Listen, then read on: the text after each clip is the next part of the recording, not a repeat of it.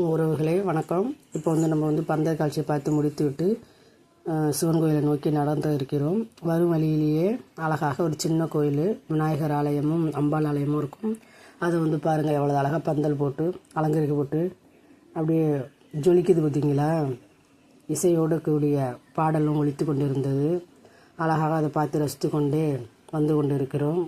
அந்த காட்சி தான் இப்போ நீங்கள் பார்த்து கொண்டு இருக்கீங்க. விநாயகர் அம்பாள் எல்லாம் பார்த்தீங்களா. லைட்டெல்லாம் பாருங்கள், அப்படியே தோரணையில் கட்டி அப்படியே ஜொலிக்குதுங்களா. கோயில் சின்னது தாங்க, ஆனால் அவ்வளோது அழகாக அதை அலங்கரிக்கப்பட்டு வச்சுருந்தாங்க. எனக்கு ரொம்ப பிடிச்சிருந்துச்சு.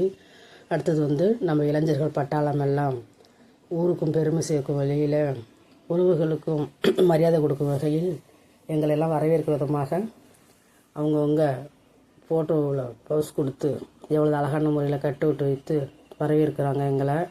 அதை பார்த்து ரசித்து கொண்டு கடந்து வருகிறோம்.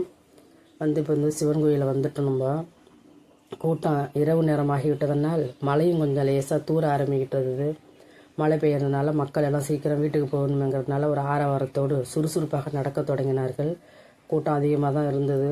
வெற்றிகரமாக எப்படி நாங்களும் மக்களோட மக்களாக உள்ளே சென்று சிவனையும் அம்பாளையும் தரிசனம் பண்ணிவிட்டு வெளியில் வந்தோம். இப்போ நீங்கள் பார்க்க போகிறது திருப்பந்துருத்தி பல்லாக்கு. அழகாக இருக்குங்களா. பல்லாக்கை பார்த்தாச்சு. அடுத்தது தில்லைஸ்தானங்களுடைய கடைசி கோயில், 7வது கோயிலை பார்க்க தரிசிக்க இருக்கிறோம். நன்றி, வணக்கம்.